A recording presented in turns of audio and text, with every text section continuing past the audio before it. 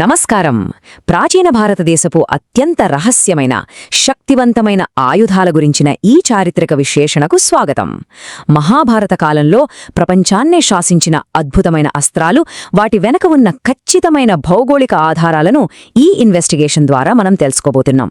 అంటే ఇవి కేవలం కథల్లోని మాయాజాలాలు కావు, మన భౌగోళిక చరిత్రలో చెరగని ముద్ర వేసిన రియల్ ఆర్టిఫాక్ట్స్. ఇక్కడ ఒక ఆసక్తికరమైన విషయమేమిటంటే, భూమిని తవ్వే కొద్దీ రకరకాల మట్టిపొరలు, బంగారం, బొగ్గు లాంటి సహజ వనరులు బయటపడుతుంటాయి కదా. కానీ మనం కాస్త లోతుగా వెళ్లి పరిశోధిస్తే మన భారతదేశపు అద్భుతమైన చరిత్ర బయటపడుతుంది. ఎందుకంటే మనం మాట్లాడుకోబోయే ఈ 5 పవర్ఫుల్ ఆయుధాలు ఎక్కడినుంచో గాలిలోంచి ఊడిపడలేదు. ఇవి భూమి నుంచే ఉద్భవించి ఆనాటి ప్రపంచ గతిని మార్చేసి ఇప్పటికీ చెక్కుచెదరని కొన్ని భౌగోళిక ఆనవాళ్లను వదిలివెళ్లాయి.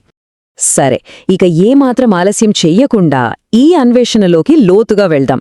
ఈరోజు మన ఇన్వెస్టిగేషన్ ఎవిడెన్స్ లాగ్ని ఒకసారి గమనిస్తే మనం ప్రధానంగా 5 ఆధారాలను పరిశీలించబోతున్నాం. అవేంటంటే, 1 గాండివ ధనుసు, 2 కర్ణుడి కవచకుండలాలు, 3 శమంతకమణి, 4 సుదర్శన చక్రం మరియు 5 పరశురాముడి గొడ్డలి. కమాన్, ఒక్కొక్కదాన్ని వివరంగా చూద్దాం. ముందుగా మన మొదటి ఆధారం కేస్ ఫైల్ 01 గాండీవ ధనుస్సు. మహాభారతం అనగానే అర్జునుడి చేతిలో ఉండే ఈ అల్టిమేట్ వెపన్ ప్రతి చరిత్రకారుడికి అత్యంత ఆసక్తికరమైన అంశం. దీని నిర్మాణమే ఒక ఆర్కియోలాజికల్ అద్భుతమండి. ఒక మహర్షి ఎముకల నుంచి తయారైన 3 పవర్ఫుల్ ధనుస్సుల్లో ఈ గాండీవం ఒకటి. దీని స్పెషాలిటీ ఏంటంటే, దానికుండే అక్షయ తూణీరం, అంటే అందులో నుంచి బాణాలు తీసే కొద్దీ వస్తూనే ఉంటాయి, ఎప్పటికీ అంతం కావు. ఈ గాండివం ఎవరెవరి చేతులు మారుతూ వచ్చిందో ఒకసారి ఆ టైంలైన్ చూద్దాం. ప్రాచీన కాలంలో ఇది వరుణదేవుడి దగ్గర ఉండేది. ఆ తర్వాత అగ్నిదేవుడికి చేరింది. కురుక్షేత్ర యుద్ధానికి ముందు అగ్నిదేవుడే స్వయంగా దీనిని అర్జునుడికిచ్చాడు. అయితే ఇక్కడే చరిత్రలో ఒక పెద్ద ట్విస్ట్ ఉంది. మహాభారతం ముగిసిన ఖచ్చితంగా 36 ఏళ్ల తర్వాత పాండవులు స్వర్గానికి వెళ్లే సమయంలో అగ్నిదేవుడు మళ్లీ వచ్చి ఈ గాండీవంతో పాటు ఆ అక్షయ తూణీరాన్ని సముద్రంలో వదిలేయమని ఆదేశిస్తాడు. సో ఇక్కడ అసలు పాయింట్ ఏంటంటే, ఆ పవర్ఫుల్ గాండీవం ఇప్పుడెక్కడ ఉంది? దీనిపై భిన్నమైన వాదనలున్నాయి. మనం రెండింటినీ పరిశీలిద్దాం. మొదటి క్లెయిమ్ ప్రకారం అర్జునుడు స్వర్గానికి వెళ్లే దారిలో ఉత్తరప్రదేశ్లోని చంపావత్ దగ్గరున్న బయానధురా టెంపుల్లో దీన్ని ఉంచి వెళ్లాడని, అది ఇప్పటికీ అక్కడే దాగి ఉందని కొందరు నమ్ముతారు. ఇక రెండో థ్యోరీ ఏంటంటే, అగ్నిదేవుడి ఆజ్ఞ ప్రకారం సముద్రంలో వదిలేశారు కాబట్టి కలియుగాంతంలో చెడును అంతం చేయడానికి వచ్చే కల్కి అవతారానికి ఆయుధంగా మారేందుకు అది సముద్రగర్భంలోనే వేచి చూస్తోందని పురాణాలు చెబుతున్నాయి. ఇప్పుడు కేస్ ఫైల్ 02కి వెళ్దాం. కర్ణుడి కవచకుండలాలు. ప్రాచీన కాలపు అల్టిమేట్ బయోలాజికల్ డిఫెన్స్ సిస్టమ్ గురించి మనమిప్పుడు మాట్లాడుకోబోతున్నాం. సూర్యభగవానుడి పుత్రుడైన కర్ణుడికి రక్షణ కవచంగా ఉన్న ఈ ఆర్టిఫాక్ట్ గురించి ఎంత చెప్పినా తక్కువే. అసలు కవచకుండలాలు అంటే ఏంటి? ఇదొక దైవికమైన జీవసంబంధమైన ఆర్మర్. అంటే బయటనుంచి వేసుకునేది కాదు, పుట్టుకతోనే శరీరంలో ఒక భాగమైపోయిన కవచమన్నమాట. సూర్యదేవుడు ప్రసాదించిన ఈ కవచం ధరించిన వారిని ఏ ఆయుధమూ ఏమీ చేయలేదు. వాళ్లు పూర్తిగా అజేయులుగా మారతారు. కర్ణుడిని యుద్ధంలో ఎవ్వరూ ఓడించలేరు కాబట్టే బ్రాహ్మణ వేషంలో వచ్చిన ఇంద్రుడు ఒక వ్యూహం పన్ని కర్ణుడి దానగుణాన్ని వాడుకుని మరీ ఈ కవచకుండలాలను తన శరీరం నుంచి కోసి ఇచ్చేలా చేస్తాడు. సరే, ఇది ఇలాగే ఎలా ముందుకు సాగుతుందో ఇక్కడ చూద్దాం. ఆ కవచం శరీరం నుంచి వేరైన తరువాత దాని ప్రయాణం ఎలా సాగింది? భూలోకంలోని వస్తువులను స్వర్గానికి తీసుకువెళ్లకూడదనే నియమం ఉండటంతో ఇంద్రుడు దాన్ని ఓం ఆకారంలో ఉన్న ఒక పర్వతం లోపల దాచిపెట్టాడు. కాని చంద్రదేవుడు ఆ కవచాన్ని దొంగిలించడానికి ప్రయత్నించాడని మనకు ఆధారాలు చెప్తున్నాయి. దాంతో దాన్ని సురక్షితంగా మూలస్థానమైన సూర్యదేవుడి దగ్గరే ఉంచాలని ఒడిషాలోని ప్రసిద్ధ కోణార్క్ సూర్యదేవాలయం అడుగుభాగంలో ఉన్న ఒక రహస్య మార్గంలో ఈ కవచాన్ని భద్రపరిచినట్టు చారిత్రక కథనాలు బలంగా చెబుతున్నాయి. ఇక మన మూడవ ఆధారం కేస్ ఫైల్ 03 శమంతకమణి. ప్రాచీన చరిత్రలో అత్యంత అస్థిరమైన, అలాగే ప్రతిరోజు అపారమైన బంగారాన్ని, సంపదను సృష్టించే ఒక మిస్టీరియస్ జెమ్ ఇది. సాక్షాత్తు శ్రీకృష్ణుడికే సవాల్ విసిరిన ఈ మణి చరిత్ర చాలా కాంప్లెక్స్గా ఉంటుంది. ఈ మణికి ఉన్న డ్యూయల్ నేచర్, అంటే ద్వంద్వ స్వభావం, చాలా ఆశ్చర్యం కలిగిస్తుందండి. ఒకవైపు ఇది అనంతమైన లాభాలను, గ్యారంటీ విజయాన్ని ఇస్తుంది. కాని అదే సమయంలో దీని వెనుక అత్యంత తీవ్రమైన శాపాలు కూడా ఉన్నాయి. ఒకవేళ దీని సరైన పవిత్రతతో నిర్వహించకపోతే ఊహించని నష్టాలు, చివరకు ప్రాణాపాయం కూడా సంభవిస్తాయి. ఎంతలా అంటే ఆ శ్రీకృష్ణుడు కూడా ఈ మణి పోయినప్పుడు దొంగతనం అపవాదుని, అపఖ్యాతిని ఎదుర్కోవలసి వచ్చింది. లాభం ఏ రేంజ్లో ఉంటుందో రిస్క్ కూడా అదే రేంజ్లో ఉండే విచిత్రమైన ఆర్టిఫాక్ట్ ఇది. ఈ శమంతకం మణికి సంబంధించి చరిత్రకారుల్లో ఒక పాపులర్ థియరీ ఉందండి. అదే కోహినూర్ థియరీ. బ్రిటిష్ వాళ్లు మన దేశం నుంచి తీసుకువెళ్లిన ప్రపంచ ప్రసిద్ధ కోహినూర్ వజ్రం ఉంది కదా, అది బహుశా ఈ శమంతక మణిలో ఒక చిన్న భాగమై ఉంటుందని చాలామంది వాదిస్తుంటారు. ఆ మణికున్న అపారమైన పవర్ వల్లే బ్రిటిష్ వారు దాన్ని ఎలాగైనా సొంతం చేసుకోవాలని చూశారని ఒక విశ్లేషణ.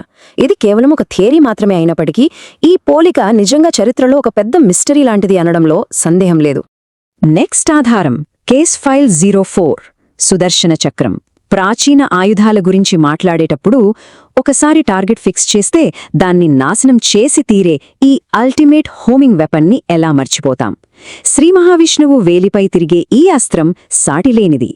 మనం అర్థం చేసుకోవాల్సిన విషయమేంటంటే సుదర్శన చక్రం కేవలం ఒక ఆయుధం మాత్రమే కాదు, అది స్వయంగా కాలానికి ఒక భౌతిక రూపం. సుదర్శనమంటేనే అర్ధ సమయం అని అర్థం. ఆ సమయానికి, కాలానికి ప్రతిరూపమే ఈ చక్రం. దీని మెకానిజం చాలా పవర్ఫుల్ అండి. ఇది అత్యవసర పరిస్థితుల్లో మాత్రమే ప్రయోగిస్తారు.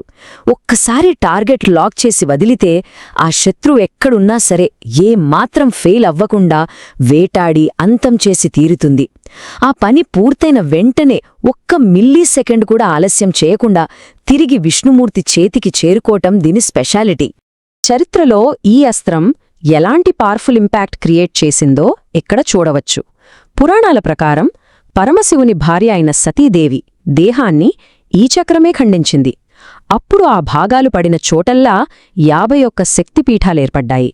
ఆ శక్తిపీఠాలు నేటికీ మన ఇండియాలో అతిపెద్ద భౌగోళిక, ఆధ్యాత్మిక కేంద్రాలుగా ఉన్నాయి.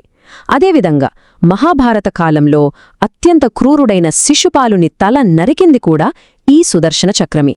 ఇక మన లాస్ట్ అండ్ ఫైనల్ ఆధారం కేస్ ఫైల్ 05 పరశురాముడి గొడ్డలి. ఎన్నో ఏళ్లపాటు అత్యంత కఠినమైన తపస్సు చేసిన తర్వాత సాక్షాత్తు పరమశివుడే స్వయంగా పరశురాముడికి బహుమతిగా ఇచ్చిన అత్యంత విధ్వంసకరమైన ఆయుధమిది. 21. ఇది కేవలం ఏదో ఒక ర్యాండమ్ నంబర్ కాదండి. పరశురాముడు తన చేతిలోని ఒకే ఒక గొడ్డలితో ఈ భూమిపై ఉన్న ఆర్యవంశానికి చెందిన ఏకంగా 21 మంది రాజులను సింహాసనాల నుంచి దించేసి వారిని అంతం చేసిన సంఖ్య ఇది. ఒకే ఒక ఆయుధం మొత్తం రాజ్యాల సమతుల్యతను, చరిత్రను ఏ స్థాయిలో మార్చివేసిందో అర్థం చేసుకోవడానికి ఈ సంఖ్య ఒక పర్ఫెక్ట్ ఎగ్జాంపుల్. ఇక ఈ స్లైడ్లో నిజంగా ఆసక్తికరమైన విషయం ఏంటంటే ఈ ఆయుధానికి సంబంధించి ఖచ్చితమైన మోడ్రన్ భౌగోళిక ఆధారాలు మన కళ్ళెదురుగా ఉండటం. ఈ గొడ్డలి ఎక్కడో పురాణాల పేజీల్లో మిగిలిపోలేదు. జార్ఖండ్ రాజధాని రాంచీకి సుమారు 150 కిలోమీటర్ల దూరంలో ఉన్న గుమ్లా జిల్లాలో ట్యాంకినాథ్ అనే కొండ ఉంది. అక్కడే ఈ పరశురావుడి గొడ్డలి ఇప్పటికీ స్థిరంగా భూమిలో పాతుకులి ఉందని ఒక బలమైన వాదన ఉంది. ఇక్కడే ఒక అద్భుతమైన ఆర్కియాలజికల్ మిస్టరీ దాగుందండి. ఆ గొడ్డలి నేటికీ అక్కడే ఉంది. మరియు విచిత్రమేమిటంటే దానికి ఏమాత్రం తుప్పు పట్టలేదు అన్నదే ఆ స్టేట్మెంట్. ఆలోచించండి, వేల సంవత్సరాల పాటు ఆరుబయట వాతావరణంలో ఎండకు, వానకు తడుస్తూ ఉన్నప్పటికీ ఒక పురాతన లోహపు ఆయుధం ఎలాంటి తుప్పు పట్టకుండా ఉండటం అనేది ఆర్కియాలజీని ప్రేమించే ప్రతి ఒక్కరికి ఒక పెద్ద పజిల్ లాంటిది కదా. సో ఈ చారిత్రక ఆధారాలన్నీ వివరంగా చూసిన తర్వాత మన మదిలో ఒక బలమైన ప్రశ్న తలెత్తుతుంది. ఈ ప్రాచీన, అత్యంత శక్తివంతమైన ఆయుధాలు నిజంగానే చరిత్ర గర్భంలో శాశ్వతంగా కలిసిపోయాయా? లేక పురాణాల్లో చెప్పినట్లు బయాన్, అదురాగుడిలోనో, కోనార్క్ ఆలయం అడుగుభాగంలోనో లేదా సముద్ర గర్భంలోనో నిరీక్షిస్తూ రాబోయే కలియుగాంతం కోసం సైలెంట్గా వేచి చూస్తున్నాయా? ఈ అద్భుతమైన విశ్లేషణ మన గతం గురించి, అందులోని మిస్టరీల గురించి మరింత లోతుగా ఆలోచించేలా చేస్తుందని ఆశిస్తున్నాను. మరో ఆసక్తికరమైన చారిత్రక అన్వేషణతో మళ్ళీ కలుద్దాం.